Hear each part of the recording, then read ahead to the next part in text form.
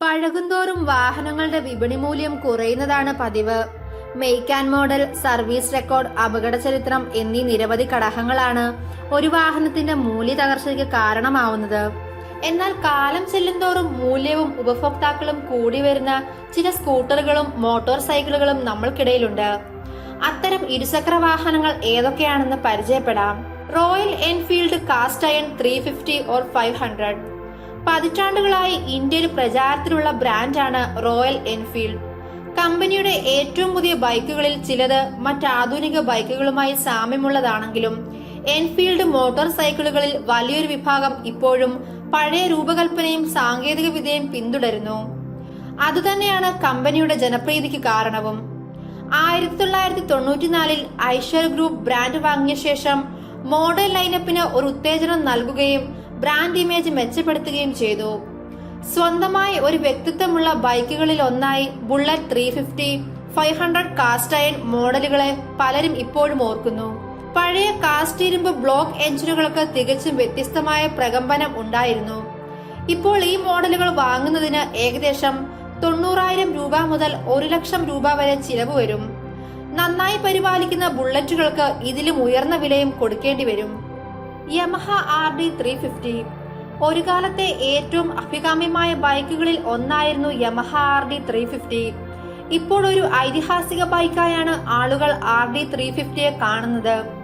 MS Dhoni, John Abraham എന്നിവരെ പോലുള്ള നിരവധി സെലിബ്രിറ്റികൾ RD 350യുടെ അഭിമാന ഉടമകളാണ്. 31 bhp പവർ ഉൽപ്പാദിപ്പിക്കുന്ന 2 സ്ട്രോക്ക് എഞ്ചിനാണ് ബൈക്കിന്റെ കരുത്ത്.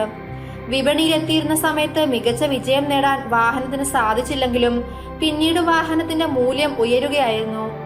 ഇപ്പോൾ വാഹനത്തിന് ഏകദേശം 1.50 ലക്ഷം രൂപയിലധികമാണ് വില.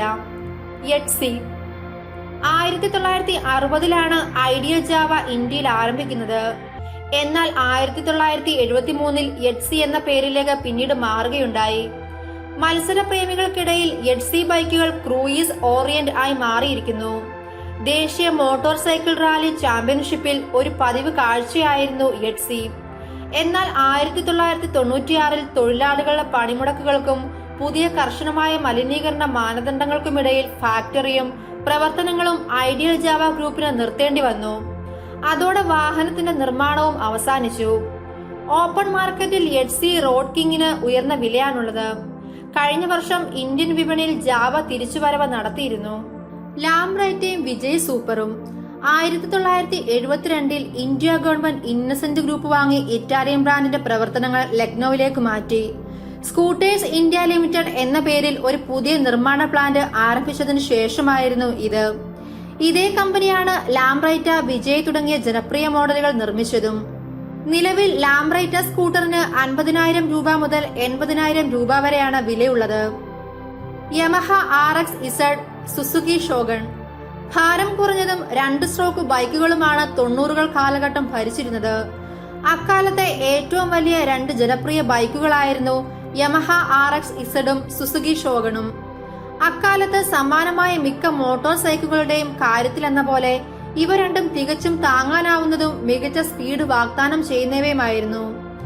യമഹ RX100ന്റെ പിൻഗാമിയായിരുന്നു RXZ.